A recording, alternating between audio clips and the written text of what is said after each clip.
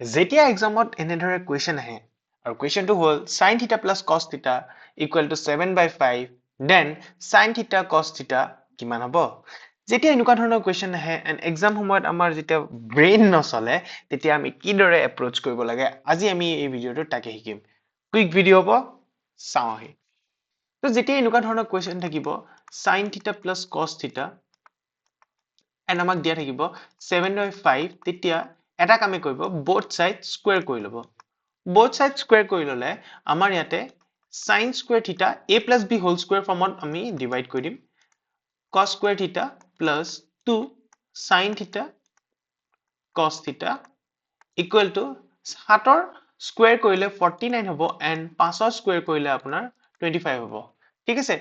and sin square plus cos square trigonometry এটা formula মতে 1 হয় and 2 sin θ plus cos θ আমি ইয়াতে পাম and 49/25 যেতিয়া এনেকে থাকিব আমি 2 sin θ cos θ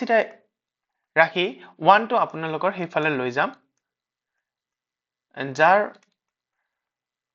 ফলত হ'ব 49 minus 25 কাৰণ 25 টো আমি লম আমি LCM and আমি 2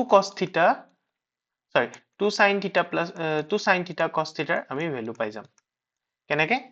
49 ৰ পৰা 25 গলে কিমান 9 পৰা 5 গলে থাকিব 4 and 4 পৰা 2 গলে থাকিব 4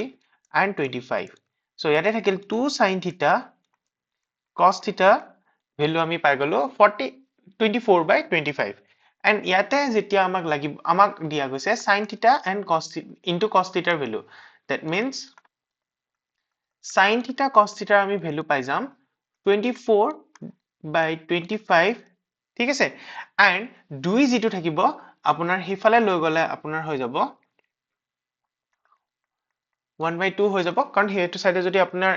2 টো ইফালে লৈ আহে তেতিয়া হলে ইয়াৰে ডিভাইড হৈ যাব and ডিভাইড গলে ওপৰত 1 যাব তলত 2 যাব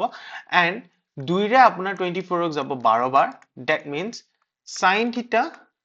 cos θ ৰ ভ্যালু হ'ব 12/25 so exam সময়ত যেতিয়া আমি কোনো ধৰণৰ এনসাৰ নাজানিম বা কোনো ধৰণৰ প্ৰবলেম সলভৰ কোনো ধৰণৰ এপ্ৰোচিং নাপাম আমি এনেদৰে কোৱেশ্চন কৰিবলৈ ইজি হ'ব and আমাক এনসাৰ লাগে এনসাৰ পাই যাব thank you